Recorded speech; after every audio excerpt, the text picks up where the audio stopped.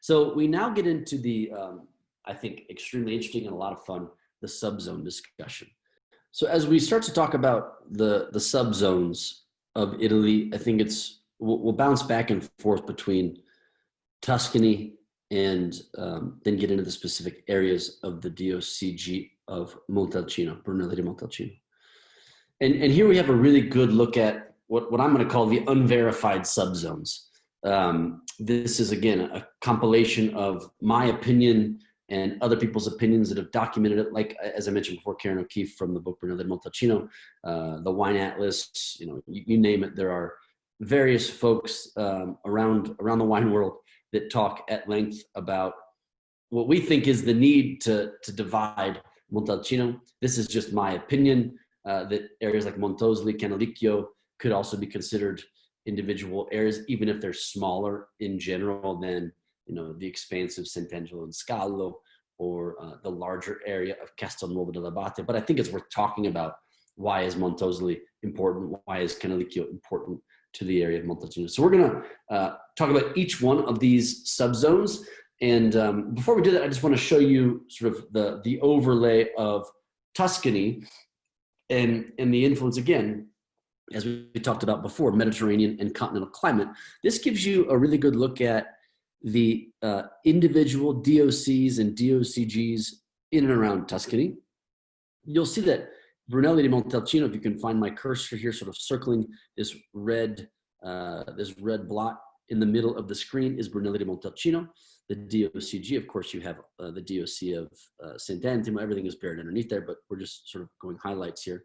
Montecucco is the area next to Brunello di Montalcino. You do find very similar varietals. You'll also see Vermentino getting more influential here. And then, of course, sort of Morellino di Scansano, Montecucco, Morellino, and then the larger Maremma DOC. Bulgaria, as I mentioned, up here to the northwest.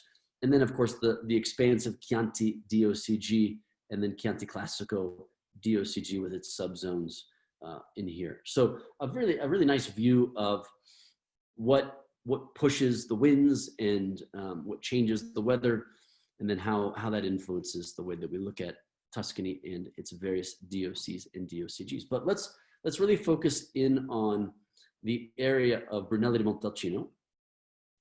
And in doing so, we're going to sort of zoom in and talk about not just the producers within Volio. I want to talk about also the reference producers in each subzone. I think it's also very relevant to talk about the subzones individually. We've got, I think, a good look at the DOCG here, and you'll see the overlay with Castelnuovo, Sant'Angelo and Colle, Sant'Angelo and Scalo. And really from here, you can see with some pretty cool tools from the town of Montalcino, you're not talking about a really long distance from place to place. In fact, the DOCG itself is not that wide or long. You're talking about 7 kilometers from Montalcino at the top of the hill down to Sant'Angelo and Colle. Sant'Angelo and Scalo is about 10 kilometers. Really the furthest section on your way out of Montalcino towards Grosseto in the Maremma is around 13 kilometers from the town of Montalcino. But even, Castelnuovo is about 7 kilometers. Canalicchio, only about 2 kilometers from the top of the hill.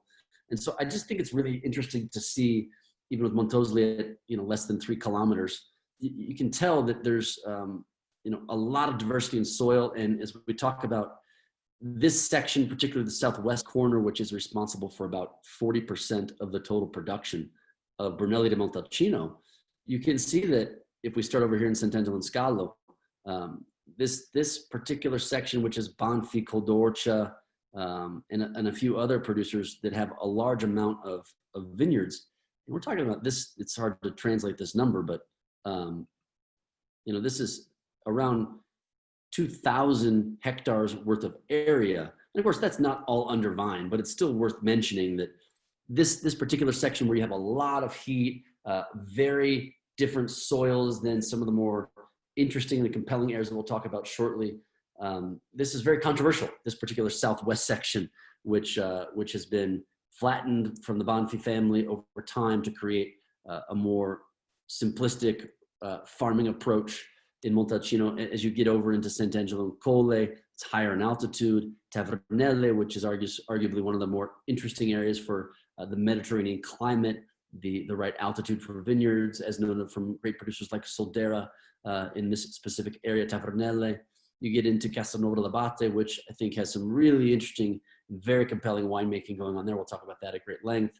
And of course, the town of Montalcino. You really have to regard the area of Montalcino, the town, which is the most historic in terms of the wine production, as north and south, just because they have very different types of soils. They have very different sorts of aspects to them. And because on this northern side, you're typically at a higher elevation, this was traditionally harder to ripen in Brunello di Montalcino, make really high quality wines. But as global warming has really set over the past 15, 20 years, this has become a much more desirable area for vineyard production. You've seen before the DOCG shut down, but even today you're seeing new vineyards being planted up here, and they're really getting excellent results with more traditional, very complex, not explosive in terms of fruit. They're not super ripe wines. They're very calm, patient, but beautifully complex wines, offering some really compelling producers. The area of this section of the south part of Montalcino, we'll talk about at great length, as I mentioned. And then I think it's just also very important, as we'll go through map to map, the differences in elevation gain or loss in areas like Castelnuovo and the impact of the town of Montalcino with its height at about 600 meters above sea level, or what you can't see, which is Montamiato over on this section of Montecucco, which really tends to take a lot of the moisture that would otherwise create hail opportunities and the fog opportunities that come in could go into Montalcino and sort of attracts it like a magnet over to Montamiato, which really creates some very interesting opportunities for Sangiovese to develop with an ideal climate in the area of Montalcino.